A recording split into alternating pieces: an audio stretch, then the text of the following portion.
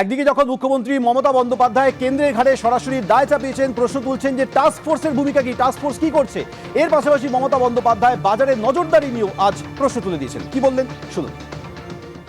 চাষিরা কেজি প্রতি 15 টাকা বেশি দাম পায়নি আলু, কিন্তু বিক্রি হচ্ছে 35 টাকা 40 টাকা। এনফোর্সমেন্ট ব্রাঞ্চ, পুলিশ, বাজারগুলো আবার কিন্তু যেরকম আমরা করতাম ভিজিলেন্স দিয়ে গিয়ে দেখা, ওগুলো করতে হবে।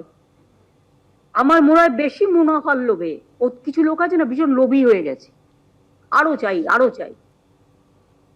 ফলে এর পেছনে কৃত্রিম একটা চাহিদা তৈরি করা হয়।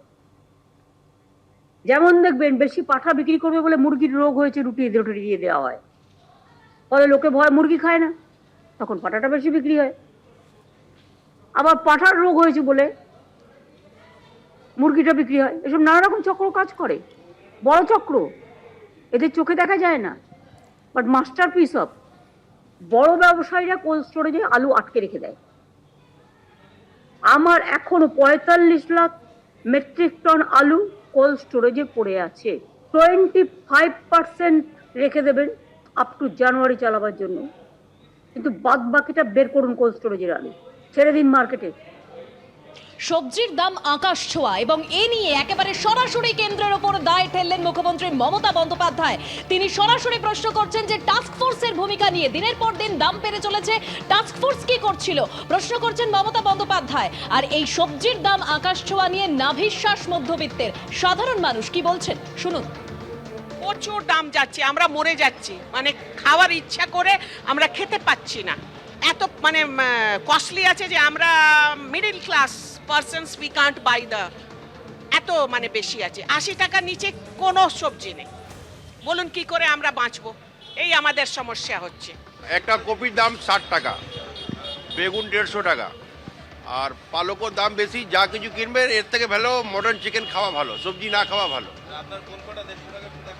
এই তো আপনার সামনে 165 টাকা, এটা নিয়ে সব মিলে 165 টাকা। দেখুন, এটা তো ফ্যাক্ট, সারা দেশ জুড়ে নিত্য প্রয়োজনীয় জিনিসের দাম নাগালের বাইরে চলে গেছে। অ্যান্ড প্রাইস রাইজটা এটা কিন্তু স্টেট সাবজেক্ট নয়, এটা সেন্ট্রাল সাবজেক্ট।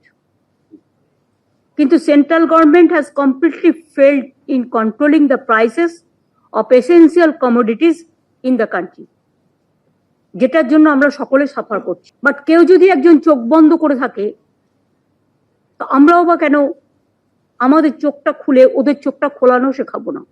লাস্ট 10 দিনে আমার মনে হচ্ছে দামটা আরো বেশি বেড়ে গেছে। নতুন গভর্নমেন্ট ক্ষমতায় আসার পর হয়তো শেয়ার টেয়ারে টাকা তুলেছে বা পার্টি ফান্ডে টাকা দিয়েছে, কিছু একটা ব্যাপার হবে, আমি নাম করে বলছি না, বাট কিছু একটা হয়েছে যার জন্য সরাসরি মানুষের টান পড়েছে হেসেলে।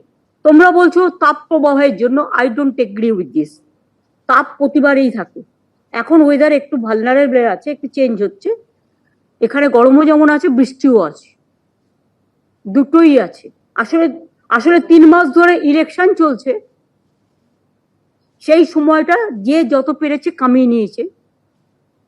গভর্নমেন্টটা তো তখন ইলেকশন কমিশনের আন্ডারে চলে যায়, আর ইলেকশন কমিশনের তো এসব দেখার দরকার নেই, শুধু অফিসার চেঞ্জ করলেই কাজ হয়ে যায়, আর রুলিং পার্টির দালালি করলেই হয়ে যায়।